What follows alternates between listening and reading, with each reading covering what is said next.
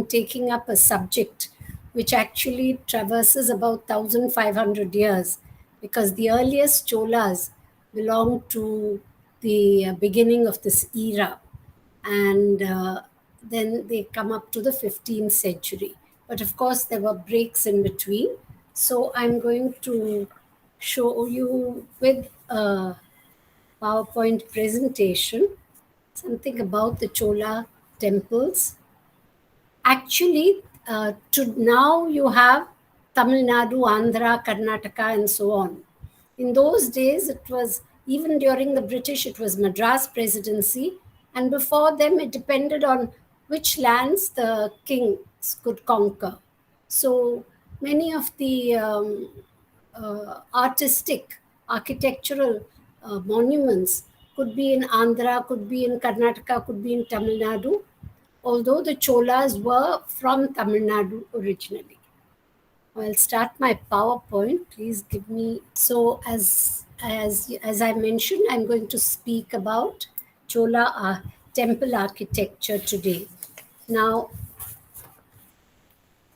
the early Cholas are mentioned before 200 CE because they're mentioned in the Shilapadigaram and in Sangam literature. Their capital was at Urayur, and the first Chola whom we know about is Karikala Chola, who constructed flood banks of the river Kaveri by raising the bank and building dikes. He also built a very big dam, the Grand Anicut or Kallanai.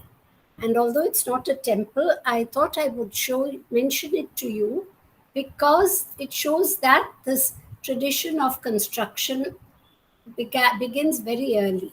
This is on the banks of the river Kaveri, and it is mentioned in the Malepad plates of the 7th century. It is the oldest dam in the world which is still in use. Now, many of the temples that I'm going to show you belong to the early Chola, middle Chola, late Chola periods, but many of them are mentioned by the Nayanmars, that is the Shaivite saints, and are mentioned in Sangam literature.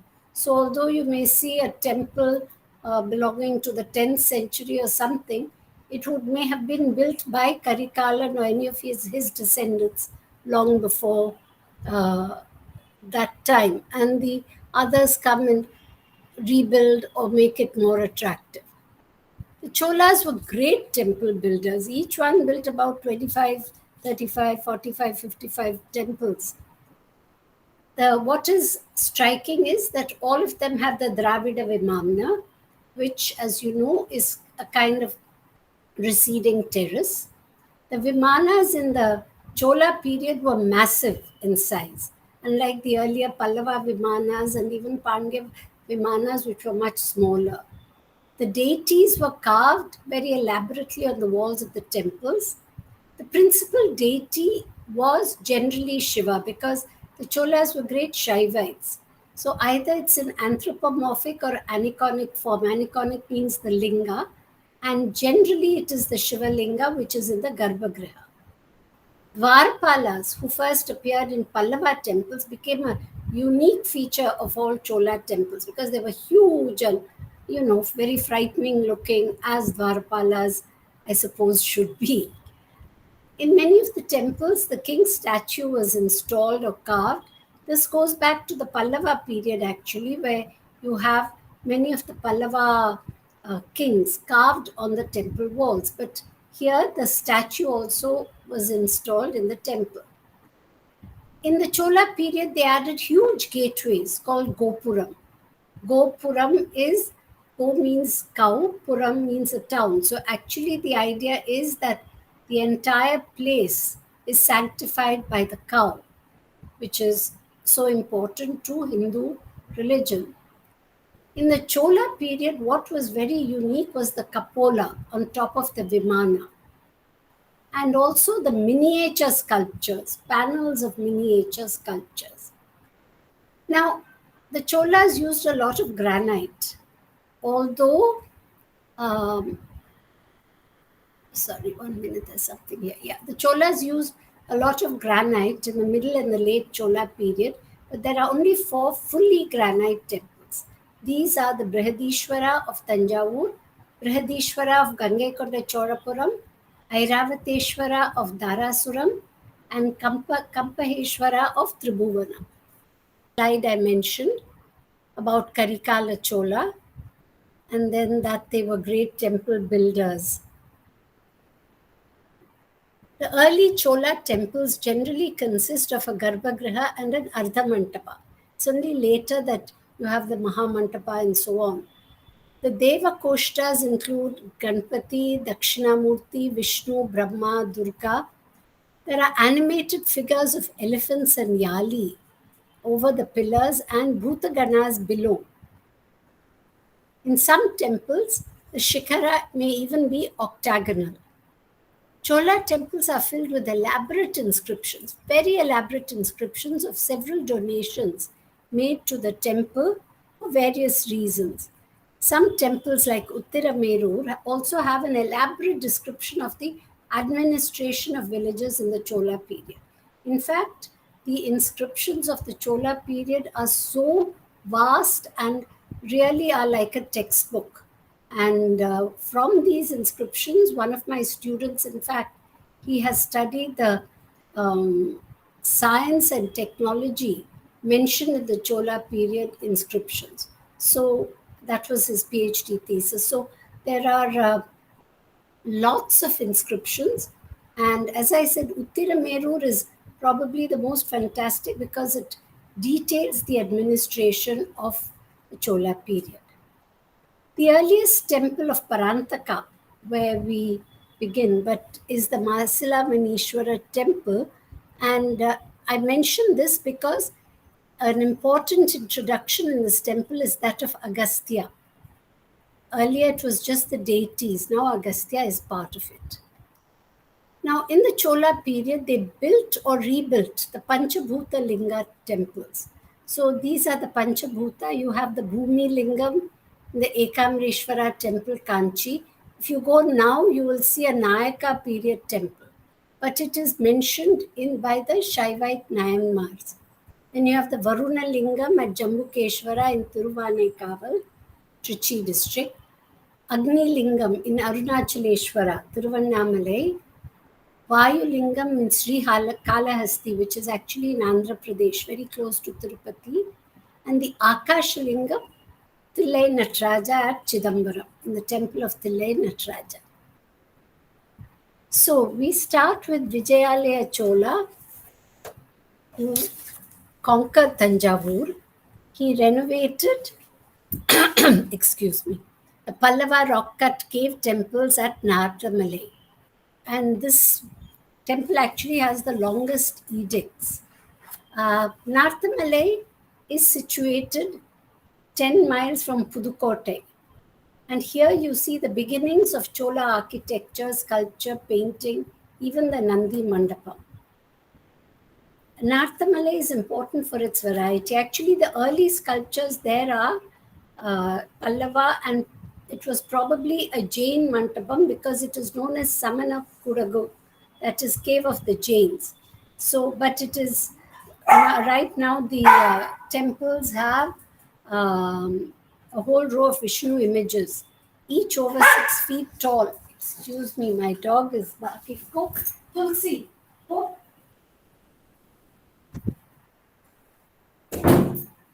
Sorry.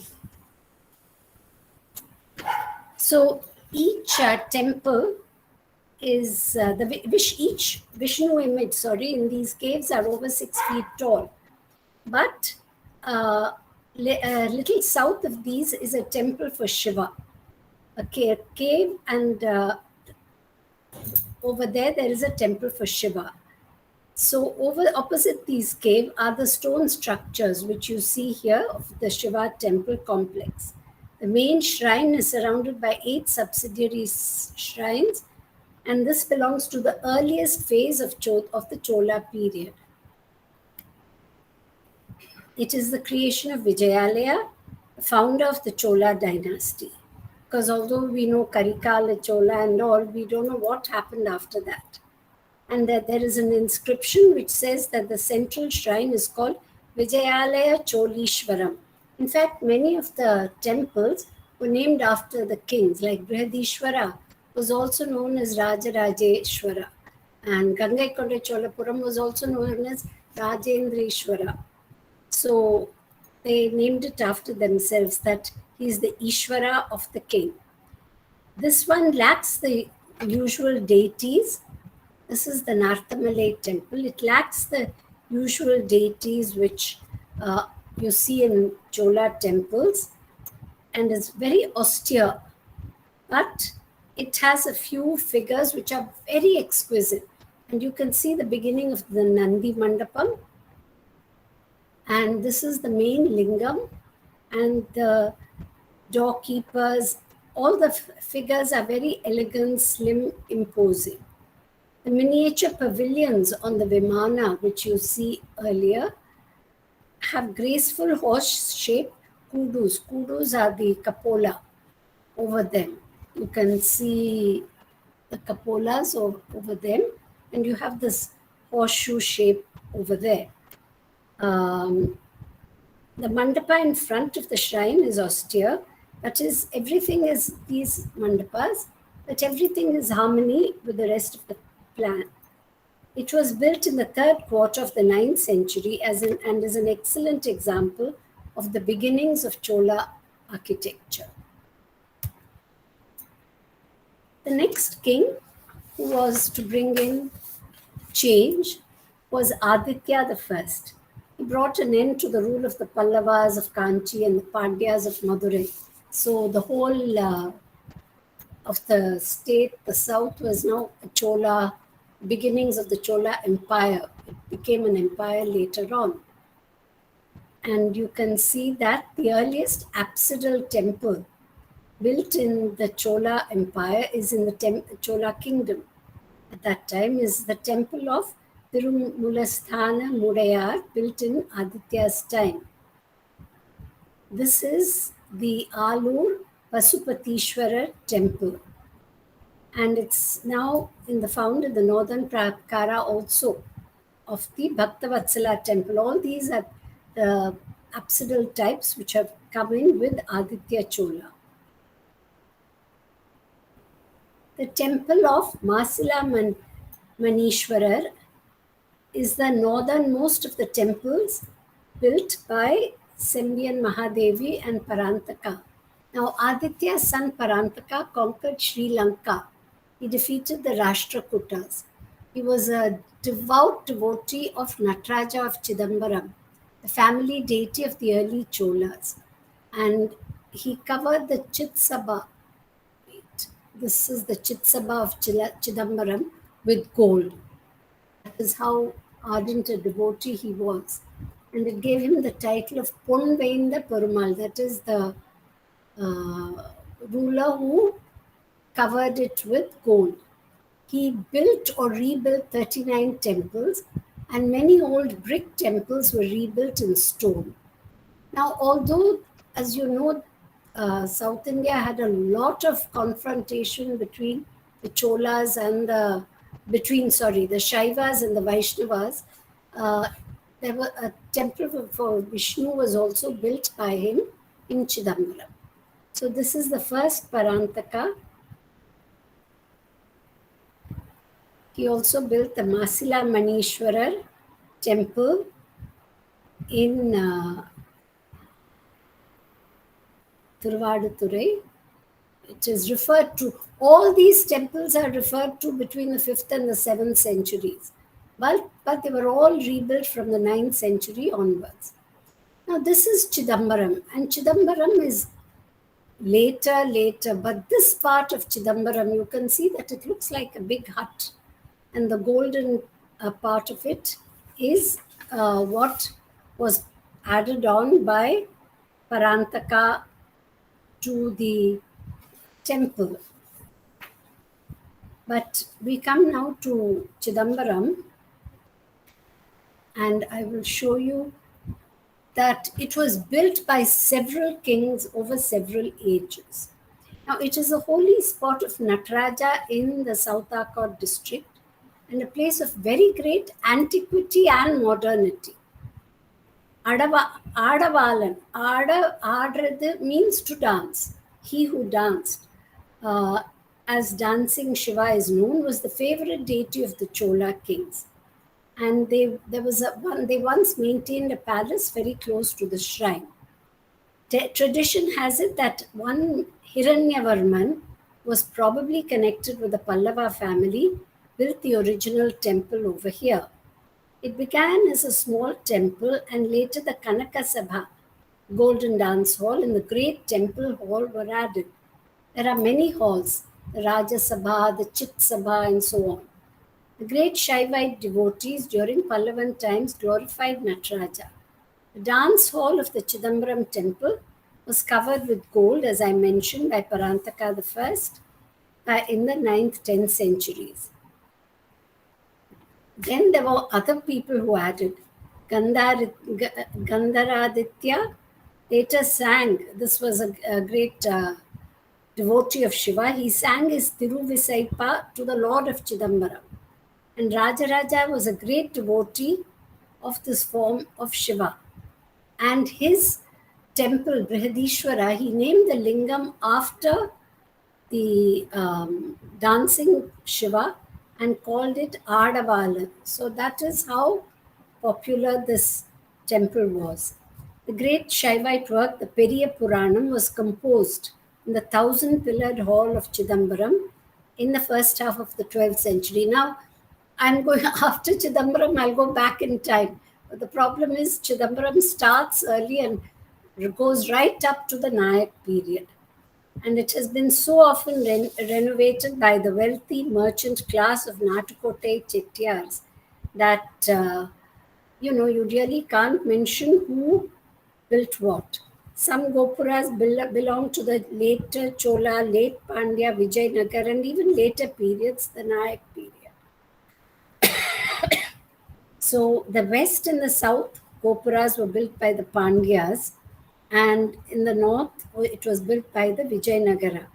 So one thing about this bit to celebrate the Lord of Dance is that there are sculptures dedicated to Shiva and scenes of dance illustrating all the 108 Karanas of Bharatanatyam. They are in small panels arranged on the inner walls on either side of the Gopura entrance. And on the west Gopura, there is an explanatory text from the Natya Shastra in the early Grantha script. The panels are superior to similar ones in the other Gopuras. And in the third court is the large stepped Shivaganga tank. This is the Shivaganga tank with the temple of Devi as Shivakama Sundari close to it. In Mandapa is closed, or the ceiling of the Mandapa is completely covered with paintings of the Nayak period. And in this courtyard is the 1,000-pillared hall on one side of the tank. The pavilion with the barrel roof, which I mentioned earlier, is of course very important because it's what gives the whole temple its glory. And close to it, facing east, is the dance hall of Nataraja, known as Chit Sabha and Kanaka Sabha, one for the visible form of Nataraja and the invisible form. This is the most sacred spot in the temple and presents the Akasha Linga. So there is no lingam over here. It is the Akasha Linga made of ether, which means there's nothing. You can't see it. And the workmanship and the delicate carving puts these in the late Chola period. So this is a temple that goes through time but starts early and goes late. So just to show you, like on the left side, this picture is one of the very late pillars that you see, and this is the figure of Nataraja. So we go back again to the 10th century in Kodumbalur, which is in Trichy district, and it's famous for its lovely early Chola temples. And the creation of these temples is attributed to Bhuti Vikramakesari, whose date is controversial but is probably 9th or 10th century. Parantaka Chola built the Mover Koil in Kodumbalur and the Kumara Savali in Trichy, all these temples. But I specifically show you the 3 shrines of the Mover. Mover means the 3 ones, that is the 3 deities. They probably, the third is missing, only 2 are left. But I think it's important because they probably influenced similar shrines of Shiva, Vishnu, and Brahma at Phnom Krom in Cambodia. They look different, but it's the same concept of the 3 shrines of the Mover.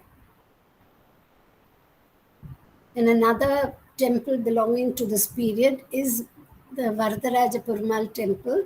This is a Vishnu temple in Minjur. Now here you can see that while the Vimana and the Vimana is made of granite, the base is made of brick mortar. After Parantaka, you have Aditya II, who built temples in Nalture, Ishwaram, Udayar, Punjai, AGASTISVARAR temple, Perungudi. Now, what is important in these temples is that you can see that you have this round cupola, which is very important when we come to Brihadishwara. And you have these horseshoes shaped, something like a chaitya window in front of it. But the cupola is distinctly round and different. Now these are Madhurantaka Uttama Chola was the great king of the 10th century, and his mother, along with his mother, Sembian Mahadevi, they built 24 temples. And Sembian Mahadevi founded a village which was named after her. In fact, there are books on Sembian Mahadevi, and the famous writer Kalki Krishnamurti wrote, I think, about 7 volumes called Ponniyin Selvam, that is Ponni's beloved son, basically on Sembian Mahadevi. So among the important temples they built, mother and son, were the CHANDRAMOULISHWARAR temple in THIRUVAKKARAI. Now, there is a regular and continuous line of gradual development of the architectural features without any violent change from the days of Vijayalaya and Aditya down to the time of Uttama Chola. We've already described the first, the chief features of the Aditya style, which is the first stage of the development of the Dravida art and architecture in the early Chola period. The next stage is reached in the days of Uttama Chola. It consists in the provision of a larger number of Deva Koshta figures. I'll come to that later. So you'll see even on the Gopuram and the Vimana, there are a lot of figures. They were 3 to 5 in Pallava times and up to the days of Parantaka. The Mover Kovil is different, and it had 3 shrines and 15 or 16 sub-shrines. But temples built by Sembian Mahadevi or inspired by her had Deva Koshtas from 9 to 16 deities. So these are examples. The Thiruvakkarai temple is an example of an early temple which was refashioned in her time to accommodate and insert the additional deities in improvised niches.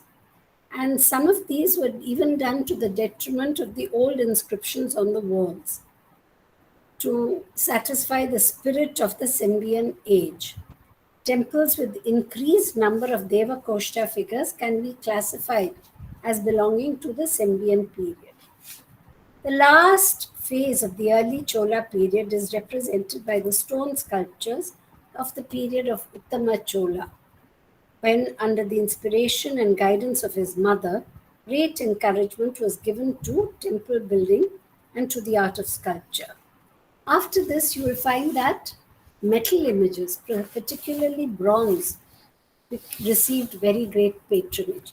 But something which we see over here for the first time, we will see much later. For example, the horse and the wheel.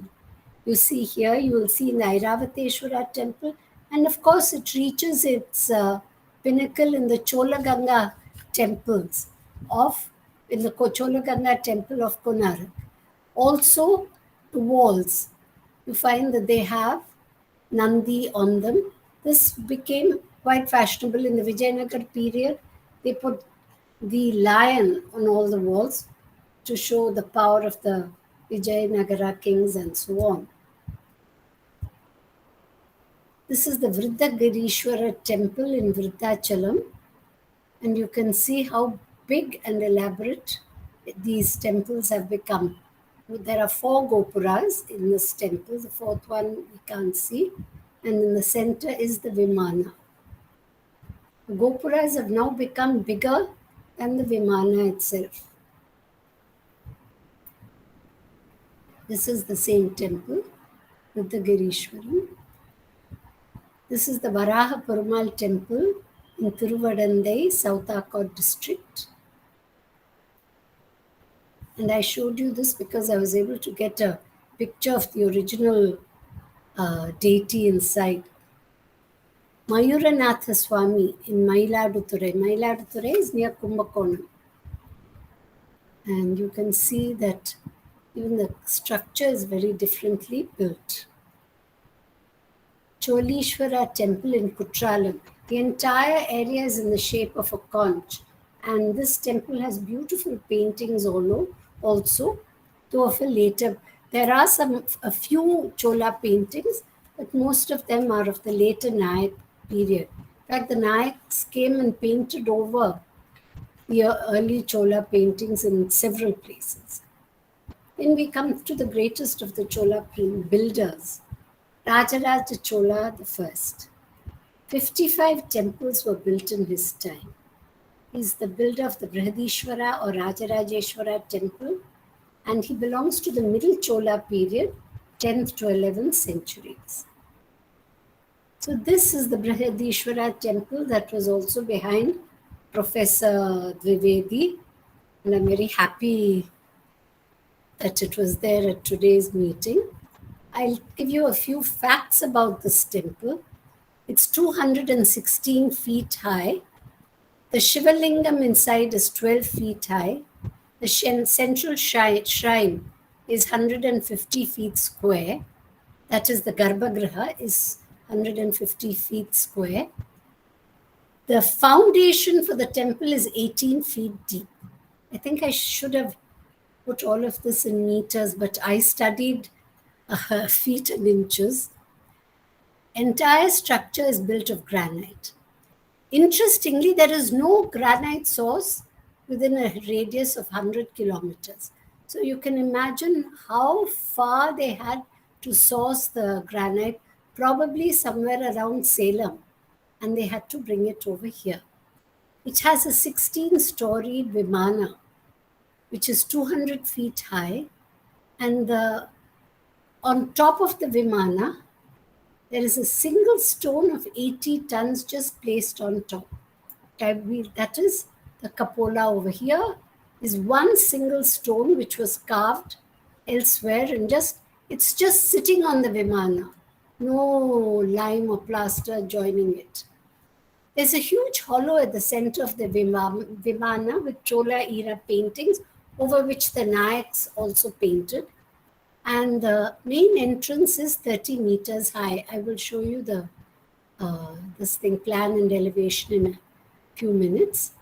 There are inscriptions on the walls.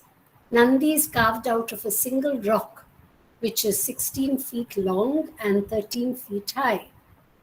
The outer walls contain 108 Bharatanatyam Karanas. So for some people who say that Bharatanatyam was not inspired by Bharata, it's not very correct, because as I mentioned earlier in CHIDAMBARAM, actually the Karanas and all are quoted from Bharata's Natya Shastra.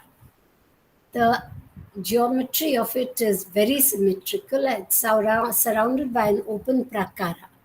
And inside the prakara are shrines of the goddess, which was built by the Pandyas, of Subrahmanya or Kartikeya, built in the Vijayanagar period, and Ganesha, which was built by the Marathas.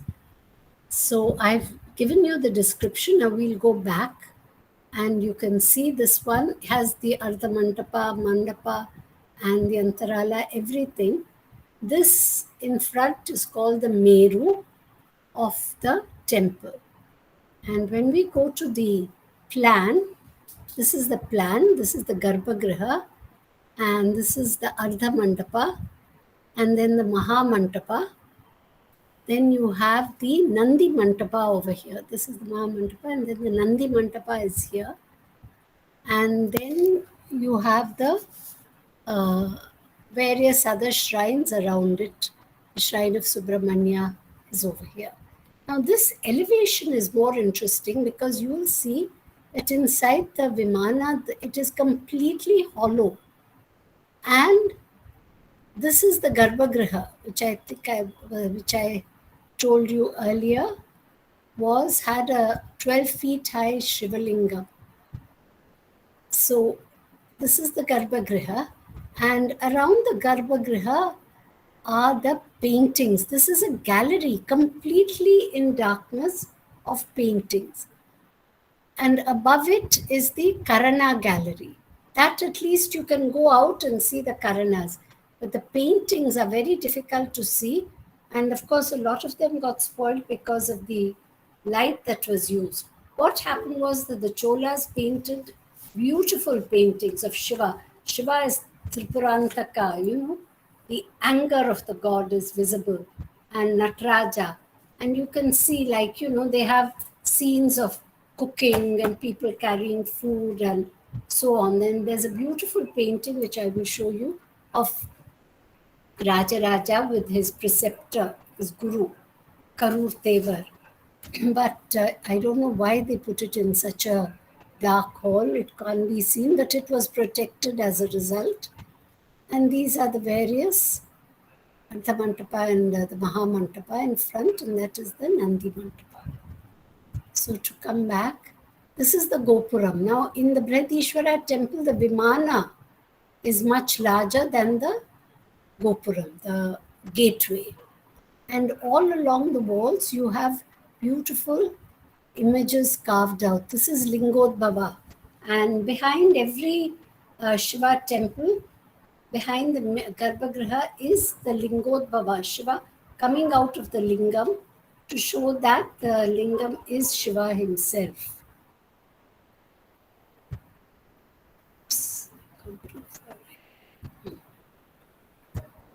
This is the Kapola, which is 80 tons in weight. And this is, I'll first finish the Dakshina Meru, which is full of sculptures. Now this Kapola, to bring it here, and they brought it, started from a village which was 6 miles away, and from there it was gradually dragged up till it came here, and it was just placed, kept on the Vimana.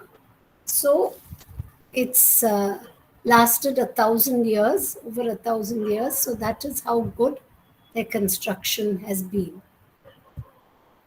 Over here you have very many sculptures that you see around on the walls of the temple. This is Nataraja. Actually, the earliest Natarajas belong to the Pallava period. But in the Chola period, this form of Nataraja became very popular. This is one of the paintings inside that Garbhagriha. This is Rajaraja Chola with his preceptor, Karur Tevar. The Gopuram is full of carvings. This is the Nandi Mantapam.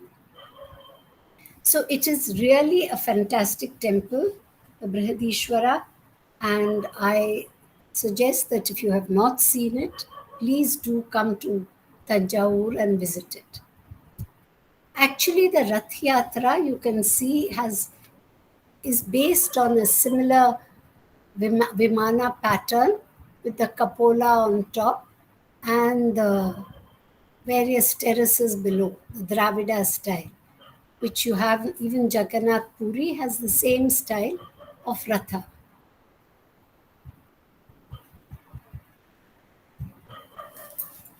Another temple belonging to the same period is the Tiruvarur temple of Tyagaraja Swami.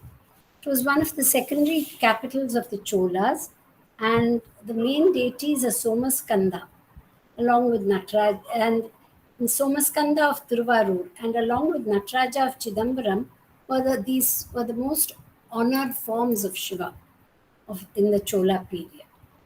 And it's supposed to be so holy that even to be born in Tiruvarur is a sign of Shiva's favor. The earliest saints of Shiva, of Shaivism, such as Appar and Jnana Sambadar, glorified the Lord of Tiruvarur, Tyagaraja Swami. And the temple here, with its huge Kamalalayam temple tank, which itself has a shrine in the center, is among the largest religious monuments of South India. There are 5 large temple courts, and all the courts have their own towers, the largest being on the final or outside wall. The innermost sanctum, Garbhagriha, is dedicated to Shiva as Tyagaraja. And there are several subsidiary shrines, as you can see over here. In the second court is the Achaleshwara shrine. The original temple was actually constructed in brick by Sembian Mahadevi.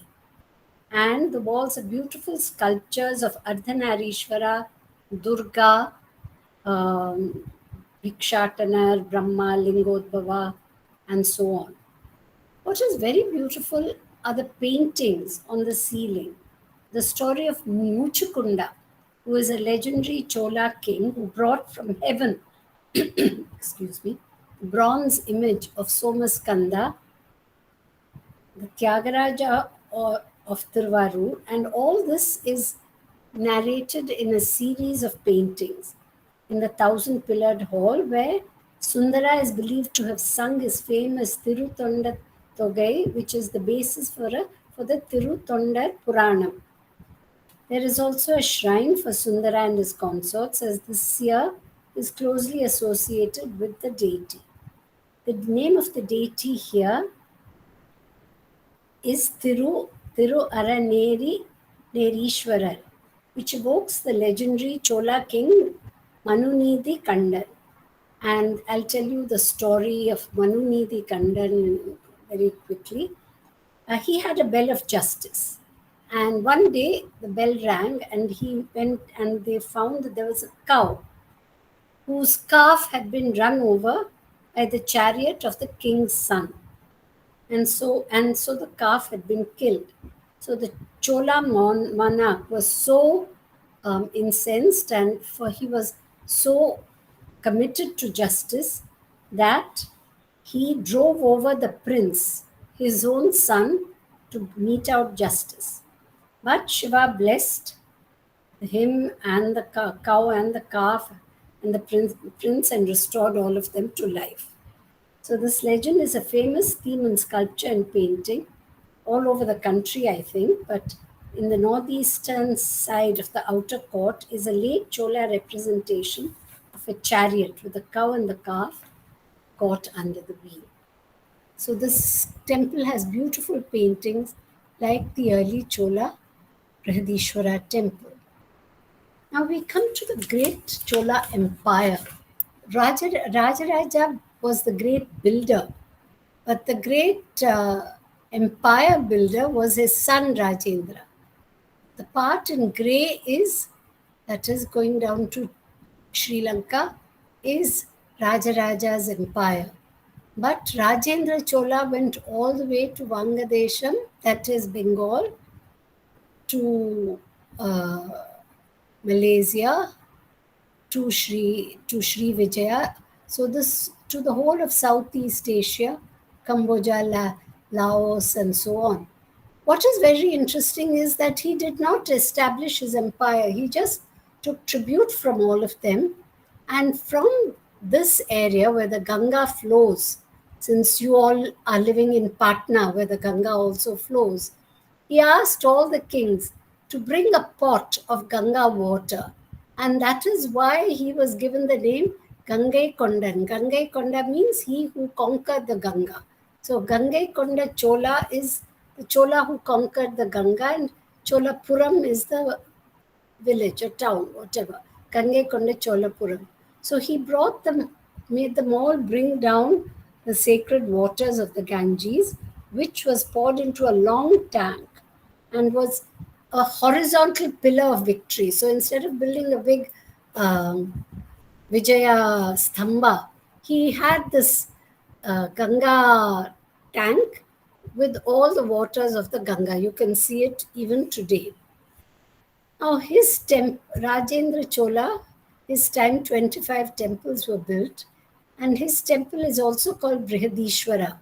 But to respect his father, he did not make it as big as the Tanjore temple. It was shorter, but it's very beautiful. There are several badly vandalized gopuras around the courtyard, but 2 flights of steps on the northern and southern sides lead to the first entrance of a long closed mandapa in the temple, and with several pillared sections like you saw in the Tanjore temple. Here you also have massive guardians. 1 second. Here, the Dwarapalas. And they are massive. They're really massive in the period of Rajaraja and Rajendra. And there are the side niches have a lot of beautiful carvings, like this dancing Ganesha. We see Ganesha dancing in the cave temple of Badami, but he's not so popular till Rajendra brought him out. And here is, of course, Nandi. And then to go back, you have the beautiful Vimana, which is smaller, as I said, and the walls are completely covered with sculptures of Lingotbhava, Vishnu, the story of Bhagiratha's penance, Gangadhara, and then Indra and Uma Sahita. And Vishnu offers his eyes as a flower to her. On the northern wall is a niche for Kalantaka, the story of Markandeya. And you see Mahishasura Mardini, Brahma with Saraswati and Savitri, Bhairava with 8 arms, and Madanantaka, that is Shiva reducing Madana to ashes, and all the Devas and Rati interceding on his behalf. There is a beautiful sculpture of Shiva as Chandikesha Anugraha Murti. Now this is the beautiful Natraja. You can see this is much more beautiful than the Tanjore Natraja. This is Ardhanarishwara. Here this is Shiva and Parvati, and Shiva is giving a turban to Chandikesha, who is always regarded as his first devotee. So when you go to a Shiva temple in South India, after doing the circumambulation and the praying in the Garbhagriha, you go to the Chandikesha shrine and just clap your hand to say that I had come here. This is Saraswati. And I think I missed out one part, and this is the palace.